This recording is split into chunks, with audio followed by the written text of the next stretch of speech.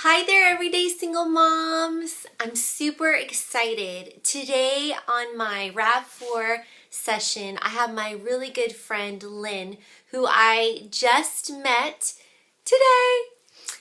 I have decided to break our session up into 2 sessions. So this first session is going... There's a fly on my nose. There's a fly in my bedroom. I decided to break up the session into 2 sessions because part of it I wanted to kind of focus on some exercise type things. But this session is very important and near and dear to my heart because it has a lot to do with divorce and kind of the things that you go through during that time. And Lynn is going to share with us her experience and some things that she learned and advice for single moms. I really felt like it was important during my time of going through the process of divorce and child custody and all of that to really lean on friends who had been there and done that and could give me some really good solid advice about just everything because I had no idea. So anyway, feel free to listen in. I know Lynn has some great things to share with us today, and I definitely received a lot from her. So I'm looking forward to even hearing what you have to say, maybe some advice from your experience that you would like to share, or things maybe you listen and you're like, wow, that really helps me, Lynn. Thank you so much. So what is one piece of advice that you would give to newly single moms? Time or wish someone had told you? Do you have 2 hours? I know. Find some close friends that have actually went through this. Yes. And lean on them. Don't tell everybody everything about your divorce because you're going to get so much information and all of these different all these different ideas and advice. Yes. That's going to make your head explode. Yeah. But you need to talk to people who've already been through the process because Yes. other people can tell you all this stuff that doesn't matter. Right. That will never try as much as you can. Try and keep it as a business transaction. Yes. Because it's in a very, very emotional process, and the more that you can focus on just keeping it business, the better that you guys will be. Mm-hmm. And the high road is a lonely road. Yeah. But you got to take it, and you got to focus on what's best for your kids. And there's been plenty of times where I've, kicking and screaming in my room because the high road didn't necessarily get me the best outcome. But at least I can lay my head down at night and know that I made the best decision for me and for my kids. Emotion just tore me up that I'm like, this isn't fair. This isn't right. Yeah. I would never do this. I would never say this. When that's coming out at you, you've got to let it go because you drive yourself insane if you don't. Right. So, just got to do what's best. Like, I don't get child support. I don't get alimony. I don't get nothing. And it's not fair. Right. Now he's coming after me for child support. Here I am, a work from home mom for 10 years. And when I left the house, I didn't have a job. And I was looking for a job for 4 months. Oh my gosh. And I pulled myself up my bootstraps and found a job. Still was in the hole. Had to have help from my family because I couldn't make my basic bills. And I just kept going until I could find a job that could pay my bills and I wouldn't have to be in the hole anymore. And, and I live in an apartment while he lives in the house. Yeah. Well, he wants to come after me for child support. And I'm like, how is that fair? Yeah. How are your holidays handled? Get that in writing right away. Yes.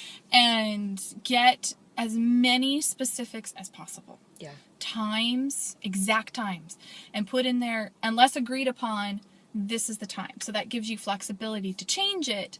But if you're battling, which is going to happen, at least you have some hardcore times. Because when we went in there, they're like, oh, you guys are going to be fine. You're going to split the holiday in half. And that was it. And when it came time to actually come down to the nuts and bolts of it, it was an ordeal. Right. Because there was nothing set in stone of, you know, I get him at 1 p.m., you get him at 7, and you guys will pick up and she receives. And we needed to have that done. Yes. Because we couldn't do it. Yes. So, even Mother's Day and Father's Day, didn't even think about that one. I didn't either. I never see my kids on Mother's Day. And he doesn't see his kids on Father's Day. I'm fine. He could have called me like, hey, can I have him on Father's Day? Sure. Right. And then, here, can I have him on Mother's Day? Sure. Just swap. But it can't happen. So really sit down and pick every single day and get those times set in stone. So you reduce down the road any kind of confusion. Yes. But make sure to put it as agreed upon. Right. Okay, if you could get rid of one chore, what would that be? Clean the dishes. Dude, I'm like in that kitchen all the time. And the cups, they like use 20 cups in one day. And I'm like, I just did a load of dishes. And I have to do another load of dishes. Oh my God. I'm just, yeah, dishes. Okay, so last question. Thanksgiving's coming up. Mm-hmm. What are you thankful for? Well, obviously, I'm just so thankful for my kids. Mm-hmm. And with everything that has happened with this divorce, I can be thankful that, one, I had them with my ex. And he gave those to me. We created those children, beautiful children together. But when I think back at where my relationship is with my kids right now, Mm-hmm. I'm actually kind of thankful that we got divorced. Yeah. Because our relationship is even better now than it was when we were together. And you should be. And I noticed when I got divorced that when I had my kids, I was 100% focused on them. And I felt so guilty when I realized that, looking back as a mom. Right. Divorce woke me up to that I needed to pay more attention and spend more quality time listening and interacting with my kids. And if the dishes are dirty, who cares? Exactly. It'll get done later, but I'd rather spend that one-on-one time with my kids. And my kids are blossoming, and they're together as mom and son is stronger than it ever was. I love sitting down at dinner time and talking about their days and really listening, because I want them to know that I really care. Right. And then there's so many more conversations with your kids get opened up, communication issues and what do you do with this? And you have to be even more on top of them, with school things and what's going on with their household. And we have to talk about those kind of things, of how, those are different rules from our house, which, those are kind of conversations that would happen as well with your kids, because, they're going to see their friends doing some different things. Like, well, that's their household. Right. But now they actually get to visually see two different households. Because you could tell your kids, oh, well, that's how Johnny does it in their household. It doesn't really click with them because they don't get to see Johnny's household. Right. But now they get to see Dad's household and Mom's household. And they can see how they're different. So it's kind of a good thing. Right. Gotta find silver lining. Yeah, that's what you said on the phone earlier today. That you just try to find that silver lining, or you just have a humor about everything, which I think is so good and true. You have to. Right. Because if you don't, you're going to go nuts. Yeah. Because, especially if you're in divorces like ours. Right. That aren't so pretty, so happy, and you're struggling to try and make it as drama-free as possible. You can't control the other person. Right. And that's really, really frustrating. And so you have to find the humor in it. So like I was telling you before, I mean, I've got some crazy, crazy stories. Really, really crazy. But every time if I talk about them, I have to laugh because they're so out there and crazy, and I have to find the humor in it. And that's what I get out of it, is I've got some good stories to tell.